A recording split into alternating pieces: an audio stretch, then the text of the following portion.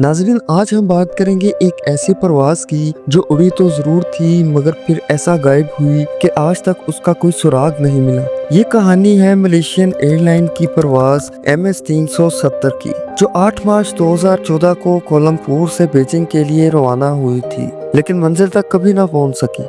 World files की videos में एक बार फिर से खुशामदीद। ये फ्लाइट अपने वक्त पर रात 12:42 पर रवाना हुई। तैयारा जदीद बोइंग 777 था, जिसमें किसी भी किस्म की खराबी की कोई शिकायत पहले कभी नहीं आई थी। जहाज में तो पायलट, 10 कैबिन क्रू और 227 मुसाफिर सवार थे। ज्यादातर मुसाफिर चीन से ताल्लुक रखते थे। जहाज के कप्तान ज़ाहरी अहमद शाह एक तजर्बाकार पायलट थे, जिन्हें प्रवास का 33 साल तजर्बा था, जबकि इनके साथ नायब पायलट फारूक अब्दुल हमीद थे, जिन्हें 7 साल का तजर्बा हासिल था। ये एक रूटीन फ्लाइट थी जो रोजाना 5 घंटे और 34 मिनट पर चीन पहुंचती थी, लेकिन इस दिन सब कुछ आम न था। जहाज में मामूल से ज्यादा ईंधन बढ़ा गया था, ताकि अगर मौसम खराब हो जाए या किसी हंगामी सूरत हाल में रुख बदलना पड़े तो तैयारा इजाफी ईंधन पर प्रवास जारी रख सके। शुरू में सब कुछ नॉर्मल था। तैयारे ने कोलंबपुर एयर ट्रैफिक कंट्रोल से राब्ता रखा और उड़ान के 20 मिनट बाद इसका मुकाम रडार पर देखा गया।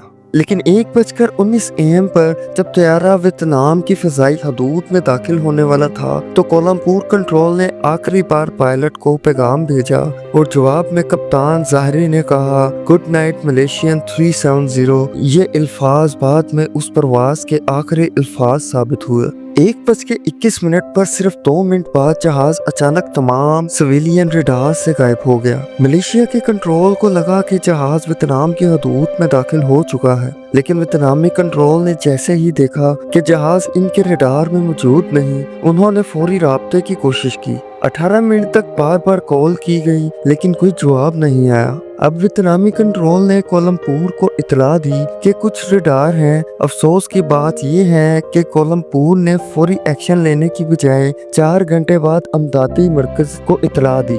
उस वक्त तक बहुत देर हो चुकी थी। सुबह 6 बजे तक ये जहाज बीजिंग पहुंचना था, तो सबको उम्मीद थी कि शायद ये सही सलामत लैंड करे, लेकिन कोई खुशखबरी ना आई। उस वक्त बड़े पैमाने पर सर्च ऑपरेशन शुरू किया गया। थाईलैंड के खलीज और साउथ चाइना सी के किनारे पर 34 बहरी जहाज और 28 तैयारे लगाए गए, लेकिन कोई सुराग न मिला। 4 दिन गुजरने के बाद एक हैरत अंगेज इंकशाफ हुआ जब ये जहाज सिविलियन रडार से गायब हो गया था। तब भी वो 1 घंटे तक मलेशियन मिलिट्री के रडार पर नजर आता रहा। यह बात सुनकर हैरान रह गए। जहाज ने अचानक एक मोड़ लिया, फिर मुड़कर मलेशिया की तरफ आया और फिर मगरिब की तरफ मुड़कर मलाइका स्ट्रीट में दाखिल हो गया।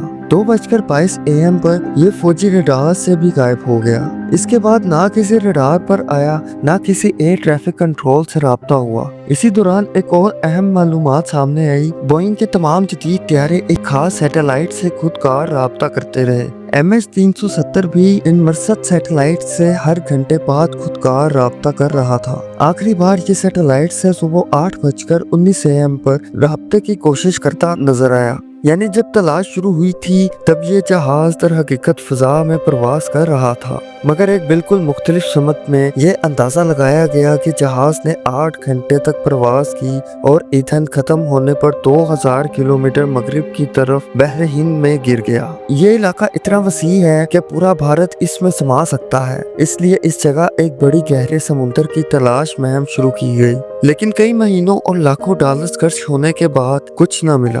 3 साल बाद ये ऑपरेशन बंद कर दिया गया। फिर 2015 में एक बड़ी पेशरफ्त हुई। जजीरा रीयूनियन के किनारे पर एक फ्लेपॉन नामी पुर्जा मिला, जो कि तैयारे के पोरों का एक अहम हिस्सा होता है। इससे ये अंदाजा हुआ कि जब जहाज पानी में गिरा तो नाक के बल गिरा और लैंडिंग के लिए कोई तैयारी नहीं की गई थी। आने वाले सालों में अफ्रीका के साहलों पर तैयारे के मजीद टुकड़े मिले, लेकिन ना जहाज का मलबा मुकम्मल तौर पर मिला, ना ही ब्लैक बॉक्स, यानी वो ब्लैक बॉक्स है जिसमें हादसे से पहले के तमाम राज छिपे हैं। अब तक इस गुमशुदगी के पीछे कई नजरियात हैं। कुछ कहते हैं कि जहाज हाईजैक हो गया, कुछ का ख्याल है कि किसी खराबी से राब्ता मुनक़त हो गया और ऑक्सीजन की कमी से सब मुसाफिर बेहोश हो गए। फरवरी 2022 में एक नई उम्मीद जागी। बरतानिया के एक रडार एरोस्पेस इंजीनियर रिकॉर्ड रिचर्ड कॉडफ्री ने दावा किया कि इन्होंने एक खास सिग्नल एनालाइज से जहाज के असल मुकाम का पता लगा दिया है। इनके मुताबिक ये मुकाम बहर हिंद के